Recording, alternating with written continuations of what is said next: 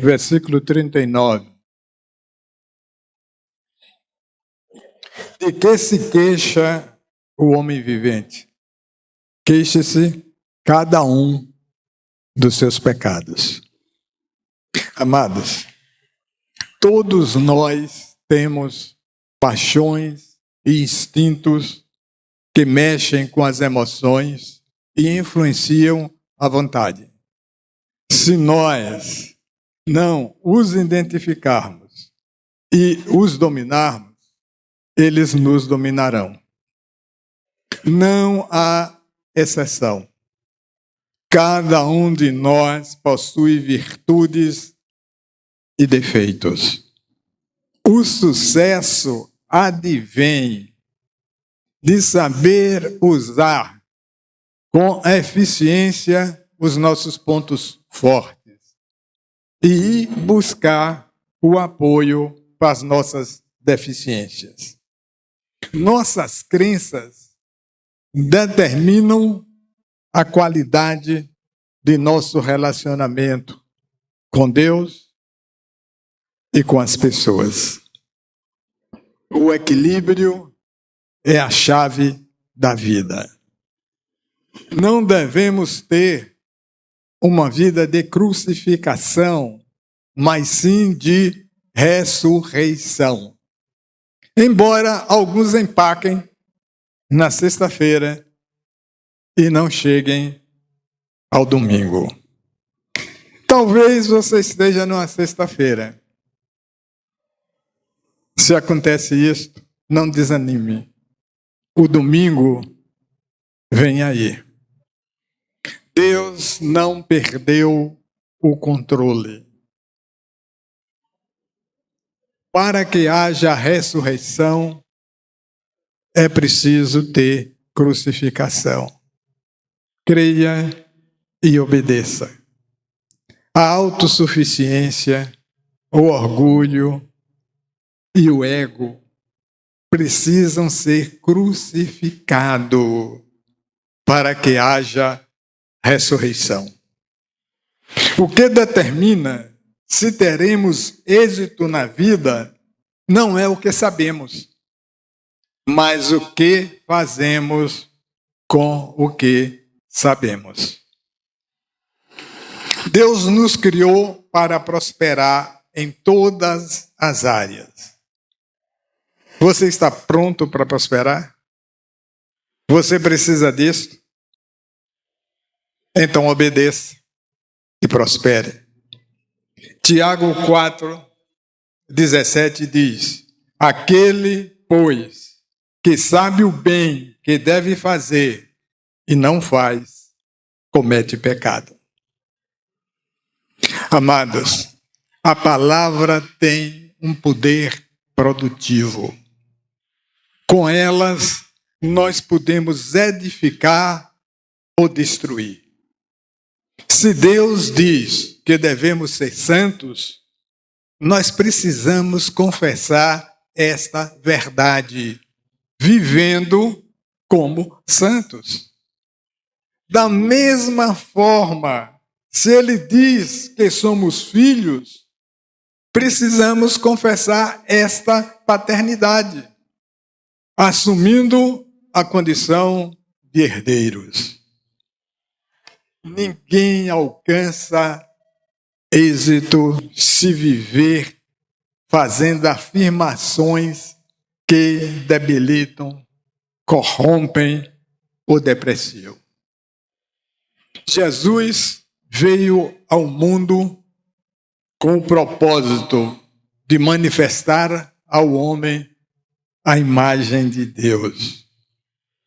Deus é santo, é próspero, abençoado e abençoador. Mas o conceito mental que você tem de Deus o atrairá para Ele ou o afastará dele. Se tivermos uma autoimagem baixa, não seremos capazes de amar a nós mesmos e nem aos outros. como as Escrituras ordenam que façamos, nós precisamos criar uma imagem capaz de contribuir para a nossa própria autoconfiança. Tudo na vida possui um potencial. Contudo, é preciso cultivá-lo. O potencial dificilmente se desenvolve por si só. O uso que fazemos do dinheiro é uma expressão visível da nossa fé. A maneira como o homem lida com as suas finanças revela o modo como ele trata a sua vida e mostra também a dimensão do valor que ele atribui a ela. O dinheiro é o fator que mais confere senso de onipotência ao homem. Com ele podemos comprar terras, poder e até o corpo de alguém. Porém, existem certas coisas que o dinheiro não é capaz de obter. Por exemplo, ele pode comprar o sexo, mas não o amor. Ele pode conseguir o tempo de alguém, mas não a fidelidade. Ele pode comprar prazer, mas não a felicidade.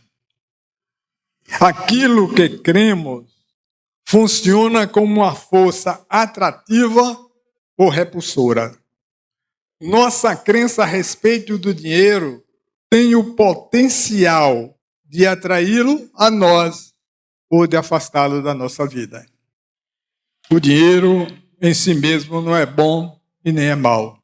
Nós é que lhe atribuímos estas características. E o que determina nossas concepções a respeito do dinheiro é a imagem que temos dele. A verdadeira vida não está relacionada ao volume de riquezas que possuímos. Contudo, as finanças podem gerar problemas de relacionamentos e de sobrevivência. Dizimar não se resume a contribuir financeiramente. Tampouco corresponde à única responsabilidade dos membros da igreja.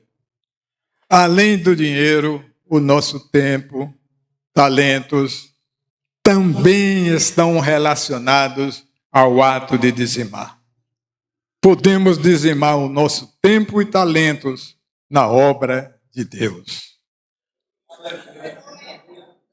Há 3 motivos que impedem o homem a dizimar: incredulidade, medo e egoísmo. Os 3 se resumem em cobiça. Há 3 razões porque alguns pastores não pregam sobre esse assunto: incredulidade, medo e orgulho. Os 3 se resumem em desobediência. Dar é um ato que liberta o espírito e também é uma expressão de amor. A medida da nossa contribuição revela a profundidade do nosso amor. As ofertas que uma igreja recebe não visam apenas o bem-estar dos pastores, mas também da própria congregação. Porque abre portas para a prosperidade. Infelizmente, algumas pessoas só entendem que dar é melhor do que receber quando passam pela necessidade de receber. O propósito de Deus, através das ofertas, não é apenas a prosperidade, mas também visa revelar os que amam e os que cobiçam. Corrompemos o dinheiro quando o tornamos alvo da nossa ambição, em vez de enxergá-lo como um instrumento para fazer o bem. O dinheiro tem o potencial de trazer bênção ou maldição. Ele é apenas um meio e não um fim. É o amor ao dinheiro que é o primeiro passo em direção ao pecado. O amor dirigido ao dinheiro gera cobiça. 1 Timóteo 6:10. Pois o amor ao dinheiro é a raiz de todos os males. Algumas pessoas, por cobiçarem o dinheiro, desviaram-se da fé e se atormentaram com muitos sofrimentos. Jesus ensinou que aqueles que o amam obedecem os seus mandamentos. O Pai também o amará e virá morar com eles. Isto quer dizer que a obediência revela o nosso amor a Deus e que a manifestação dele em nós depende de obedecermos a ele. Horas e horas de oração nunca trarão o mesmo resultado que um simples passo de obediência traz. Obedecer é melhor do que sacrificar.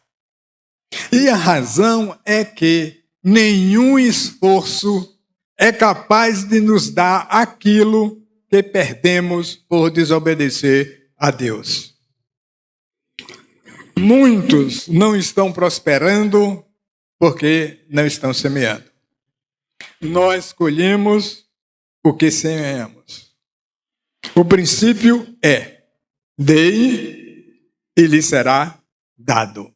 A medida que usarem também será usada para medir vocês. O princípio de Mamon é: retenha, guarde e tome para ter. Mas o do reino é: semeie, dê e multiplique. Ofertar em um culto equivale a ir à frente em resposta a um apelo. Depois que vamos à frente uma vez e entregamos nossa vida a Jesus, não fazemos novamente isso em outros cultos. Dali em diante, simplesmente reafirmamos essa entrega quando a oferta é recolhida. Durante a semana, aplicamos todo o nosso talento, tempo, energia, habilidades, sentimentos, conhecimentos e tudo mais que possuímos em nosso trabalho. E em troca, recebemos um salário. Este dinheiro representa nossa capacidade de produzir. E o que fazemos com ele revela nossa crença. A questão não é se somos ricos ou pobres, mas se somos obedientes. Olha, certa vez, uma família judia se mudou para uma cidade da Alemanha e teve que assimilar um estilo de vida totalmente diverso, próprio da cultura daquele lugar. Por ser judeu, o pai não conseguiu se deslanchar profissionalmente e a situação ia de mal a pior. Por fim, ele chegou em casa um dia, reuniu a família e anunciou que deixaria a religião judaica e se tornaria luterano. Achava que se mudasse de religião teria êxito em sua carreira. A mudança afetou de tal forma o filho desse senhor que o filho dele desenvolveu uma filosofia acerca da religião. Acreditava que ela era o ópio do povo. Esse garoto foi Karl Marx, o pai do comunismo. Até hoje o mundo sofre as consequências da decisão que o pai dele tomou. Oséias, um profeta do Antigo Testamento, foi casado com uma mulher que lhe era infiel. Ela se dava aos homens em troca de dinheiro. Prostituía-se em troca do que os amantes podiam lhe oferecer. Prostituição é isso. É entregar-se a alguém em troca de benefícios. Deus usou a história de Oséias a fim de revelar o pecado de Israel. Quem vem ao culto negociar, digo, apenas interessado em resolver problemas materiais, está se prostituindo espiritualmente. É certo que nós não podemos negar que nós temos uma dependência total de Deus. Negar isto é ter uma incredulidade que nega o senhorio dele em nossa vida. Contudo, se negarmos com nossa incredulidade o direito que ele tem de nos fazer prosperar, estaremos negando também o senhorio dele sobre nós. Mas tem algo importante para dizer a vocês. Satanás utiliza duas armas: a tentação e a acusação. Ele primeiro vai lhe tentar a reter dízimos e negar-se a ofertar. E depois vai lhe acusar de ser cobiçoso. Olha o que diz Colossenses 3, 5 e 6. Fazei, pois, morrer a vossa natureza terrena, a prostituição, a impureza, a paixão, a vil concupiscência e a avareza, que é idolatria. Por essas coisas vem a ira de Deus sobre os filhos da desobediência.